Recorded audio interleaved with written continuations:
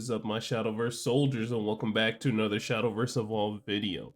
So we got some pretty big reveals as of late for Shadowverse Evolved, and I wanted to take some time and do some reviews on one of the big ones we know about since Worlds, and that is Gloryfinder. So Gloryfinder took everybody by surprise, even myself, and I'm glad to see that they're finally releasing a 4-player version of the game, because I definitely want to teach my friends how to play the game as well, because, you know, me building a deck for them and then teaching them how to play, or, you know, having to put in that extra money for a starter deck that, you know, for a class that I might not want, or just extra stuff I really don't want to do. And, you know, it's just a huge commitment for some people, you know, that being what a starter deck is, and they don't fully want to get into the game.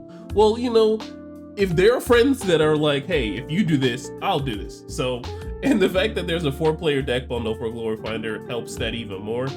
So I'm very excited to talk about Gloryfinder today with you guys. So with the release of the 4-player Gloryfinder bundle, we get these 4 new leaders for these classes, that being Abysscraft, Runecraft, Havencraft, and Swordcraft. And yes, we probably might get some more down the line, you know, after it releases, but these are the ones that have been revealed so far. So looking at the text, it says, you know, you can build alliances, but, you know, alliances can be as fragile as they are fruitful. So reality, only one person can win the game. There's no way for 2 people to win the game unless there's a card text that says 2 players can be winners, or, you know, whatnot.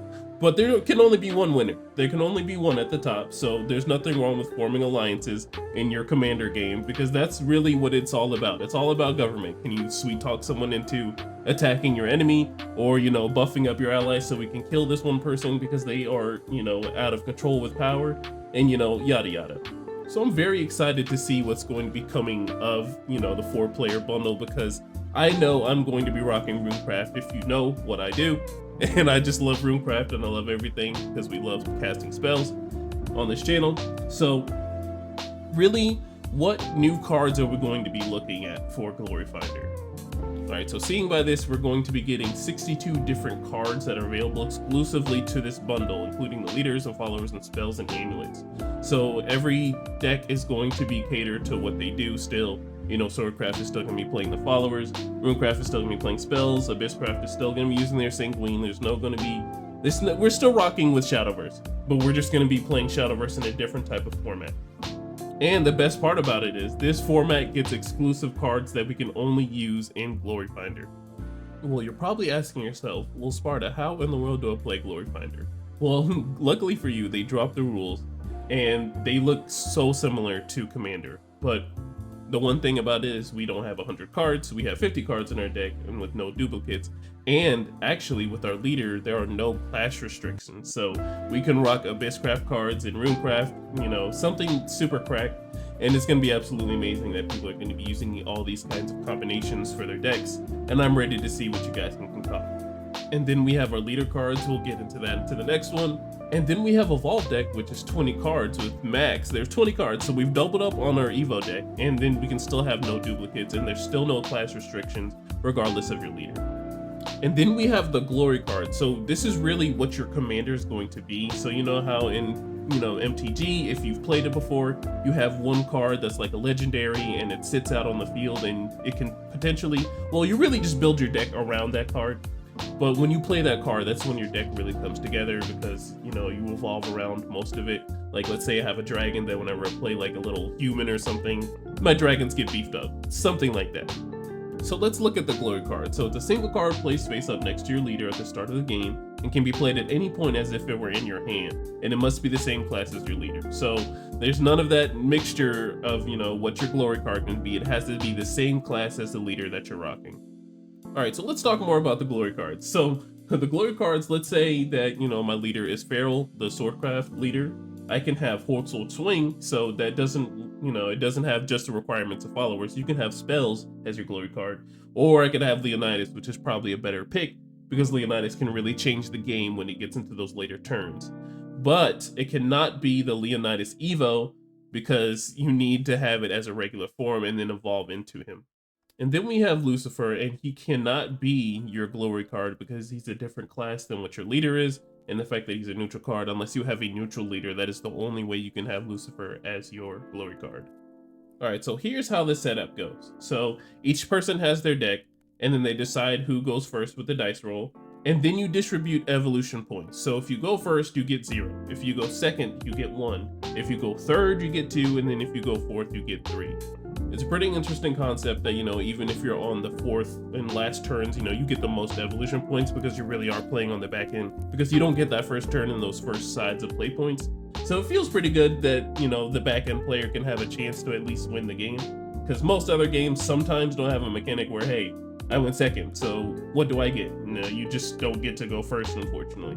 So Gloryfinder is looking at those rules and they're trying to work on them, and I like that. So looking at the hand size, it's still 4 cards. And then if you don't like the hand that you have, you can put 4 to the bottom and then draw 4 more, which is pretty hard because, you know, you're going to have those 50 cards. So you might have to rock with those punches on what you have. So best of luck to anyone who's playing Gloryfinder and then, you know, has a really bad hand, because I know there's going to be lots of them going around. So looking at the next point, it seems that each player sets their maximum play points to 2 and their remaining play points to 0 and their leader's defense to 30. That's pretty nice that we get a nice life gain, a 10 life gain there, so we can survive a little longer, because we know the game's probably going to go a little bit longer with 4 players and everybody's gonna have to think of their turns. So make sure you use your life correctly, because you might not get any more. Alright, and after you're done with everything else, you are now finished setting up. You have distributed the evolution points, you've drawn your hand, you figured out who's go first, and then you know, set your play points correctly and have your leader's defense to 30. You can now start a game of Gloryfinder. You all shout Shadowverse Showdown and then begin the match. And unlike in a regular game, if you go first, you can't draw. Well, the first person does get to draw. Everyone gets to draw their first turn around, so everyone starts at the same hand size, so there's no disadvantage there. So that's what's up. Alright, now that we know how to play, it seems like it's going to be a pretty interesting format, but the fact that Gloryfinder is going to have very Gloryfinder like exclusive cards, and Arthur Knight King is going to be one of them. And then we have the crazy cards that come out for, you know, Commander and stuff in Gloryfinder. And we have Hell Blendy. So each player rolls a 6-sided die, and that's sort of their main phase. If they roll a 1, 2, or 3, give their leader +1 defense and draw a card. If they roll a 4, 5, or 6, give your leader +1 and draw a card. So these are some pretty interesting cards. So, and we still have cards that are memey in the neutral class for Gloryfinder too. So they're going to be designated with Gloryfinder on the bottom. You can only rock them in Gloryfinder decks. So we have Hell Blendy. So she's a 5-drop, and each player rolls a 6-sided die, and at the start of their main phase, they roll a 1, 2, or 3. They give their leader +1 defense and they draw a card. If they roll a 4, 5, or 6, you give your leader +1 defense and they draw a card. And of course, we have the serious cards like Arthur, and then we have the little memey cards like Hell Blendy. And this is going to be another Gloryfinder exclusive card, and they'll be designated at the bottom that says, you know, hey, this is Gloryfinder exclusive. You cannot rock this in a regular 40 card or 50 card Shadowverse Evolved game. So looking at what Hell Blendy does, so each player rolls a 6-sided die at the start of their main phase, and if they roll a 1, 2, or 3, they give their leader +1 defense and they draw a card. And if they roll a 4, 5, or 6, they give your leader +1 and then you draw a card. Pretty interesting memey card. This looks like a little bit of like hand hug. You know, if you roll the right dice, you know, people want to keep you around so they can keep getting their defense up and then drawing a card. Or, you know, if they really don't like you as a player and don't like what you're doing, and if you're not group hugging with this crazy memey card, then, you know, they'll probably just gung-ho you and get rid of this card, which personally, if I was going against you, I would. But that's where the aspect of government comes into play for, you know, Commander and, like, I guess Gloryfinder now. It's like, hey, I have this Hell Blendy. Do you really want to target me? I'm letting you heal and draw a card. Like, do you really want to lose the extra card that you might be getting on your main phase? And stuff like that just absolutely amazes me, because your mouth can really get you into crazy situations when it comes to 4-player games like this, because you can really talk someone into, like, not attacking you for a turn if you really are a sweet talker. So looking at the leaders, we still have Feral, Belmont, Nadia, and Mono in the form of Swordcraft, Runecraft, Havencraft, and Abysscraft. So hope in the future that we get a Dragoncraft and a Forestcraft leader so we can have the representation of all the classes that we need, because I know there are going to be all sorts of cards for every single deck. So like I said before, you know, any of your class restrictions don't happen in Gloryfinder. I can rock any one of these cards in whatever leader that I want. I just have to make sure my Glory card has to match the same class as my leader. And looking at this card, let's go ahead and see what these cards do. Alright, so here are some of the gold cards, and they come in the form of Burst Shock, Rend Summoning, Relinquish Reason, and Valhallian General, which is an Evo. But looking at Burst Shot, it's a 3-drop quick.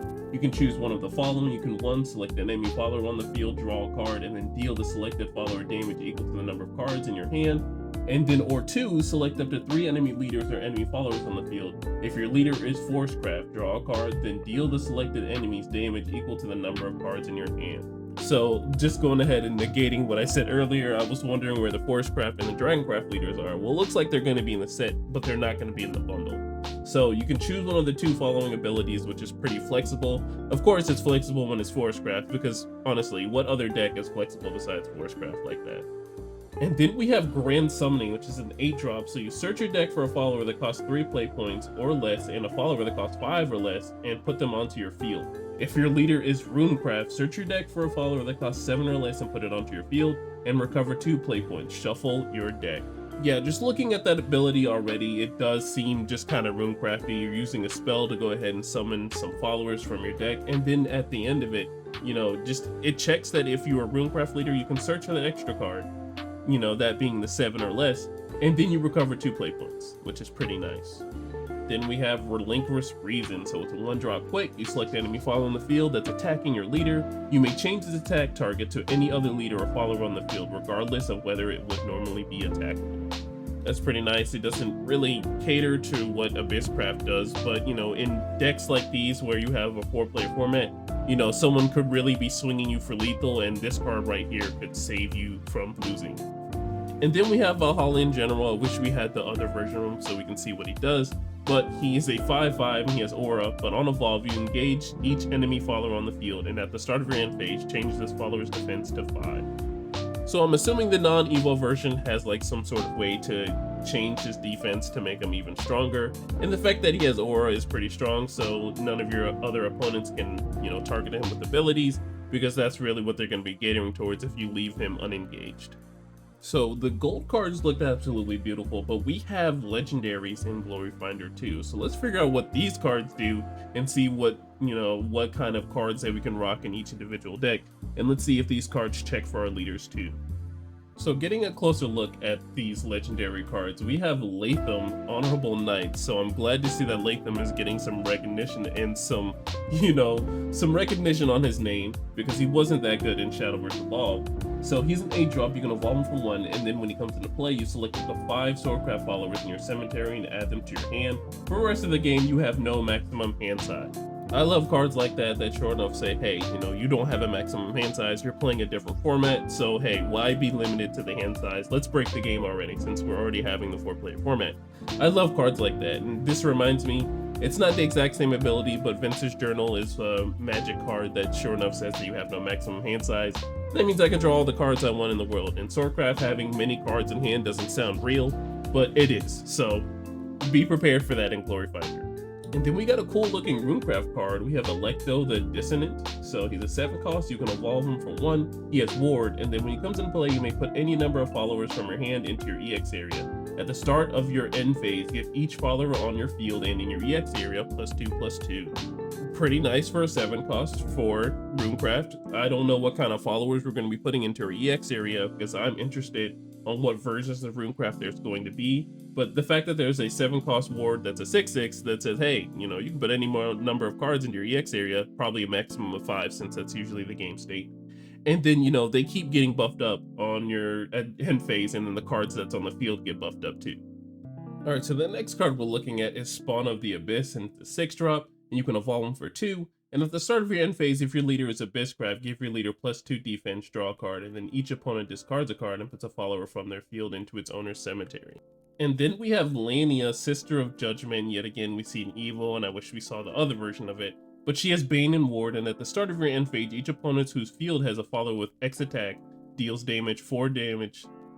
Alright, and lastly, we have Lania, Sister of Judgment. Yet again, it's an evil card, and I wish we had the other version of it. But she has Bane and Ward, and at the start of your end phase, each opponent whose field has a follower with X attack deals 4 damage to their leader. X equals the highest attack among followers on the field. So yet again, Havencraft is still having those cards that hurt, and the fact that you can run this in every deck feels nice, so you can have the flexibility of not being restricted. And the fact that she has Bane and Ward, so when she's engaged, if you have followers that aren't stronger than 5, then, you know, they're going to be losing. Alright guys, well that is all the reveals that they have for Gloryfinder so far. I will try and keep you guys up to date on what's going on. You know, the closer to the date that we get, you know, July 19th, and it's the closer we can probably play Gloryfinder in the Discord. I would love to play a game with you guys. I'm definitely going to be picking this up day one, whether I have, you know, friends to play with or not, which is pretty sad. But I definitely want to play this format because it looks very interesting, and I want to see how much it evolves. I'd like to see what kind of competitive decks everyone can make, because you know there's no class restrictions, so you know the world is at your fingertips honestly with what you can create. All right guys, well that is the end of the video. Thank you so much for watching. You don't know how much it means to me that you stayed this long, and I will make sure I will keep up on the content with Gloryfinder as soon as it comes out. All right, make sure you're safe in whatever you do tonight and safe whatever you do for the rest of the year. I will see you guys in the next one. Bye.